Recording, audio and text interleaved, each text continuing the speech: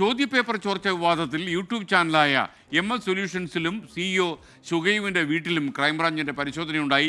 ലാപ്ടോപ്പും ഹാർഡ് ഡിസ്കും ഉൾപ്പെടെയുള്ള ഡിജിറ്റൽ ഡിവൈസുകൾ പരിശോധനയിൽ പിടിച്ചെടുത്തു.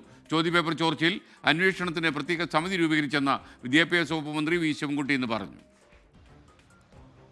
ചോദ്യപേപ്പർ ചോർച്ചയിൽ കേസെടുത്തതിന് പിന്നാലെയാണ് കൊടുവള്ളിയിലെ MS സൊല്യൂഷൻസിലും CEO ഷുഹൈബിൻ്റെ വീട്ടിലും പരിശോധന നടത്തിയത്. ലാപ്ടോപ്പ്, ഹാർഡ് ഡിസ്ക് ഉൾപ്പെടെയുള്ള ഡിജിറ്റൽ ഡിവൈസുകളും മൊബൈൽ ഫോണുകളും പിടിച്ചെടുത്തു. 5 മണിക്കൂറിലധികമാണ് ക്രൈംബ്രാഞ്ച് ഡിവൈഎസ്പിയുടെ നേതൃത്വത്തിൽ പരിശോധന നടത്തിയത്. ഡിജിറ്റൽ എവിഡൻസ് കളക്ട് ചെയ്യാന്നതായിരുന്നു ഉദ്ദേശം.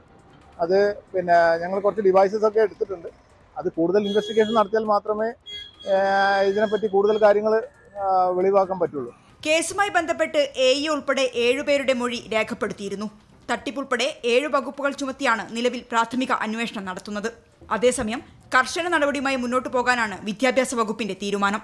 വകുപ്പ് തല സമിതിയുടെ അന്വേഷണത്തിനനുസരിച്ച് തുടർ നടപടി ഉണ്ടാകുമെന്ന് മന്ത്രി വി ശിവൻകുട്ടി പറഞ്ഞു. ഇപ്പോൾ ഒരു സമിതിയെ ഡിപ്പാർട്ട്മെന്റ് ചുമതലപ്പെടുത്തിയിട്ടുണ്ട്. ഡിപ്പാർട്ട്മെന്റ് അന്വേഷണത്തിന് കൂടുതൽ ട്യൂഷൻ സെന്ററുകളും അന്വേഷണത്തിന്റെ പരിധിയിലാണ്. 24 കോഴിക്കോട്. I am 24.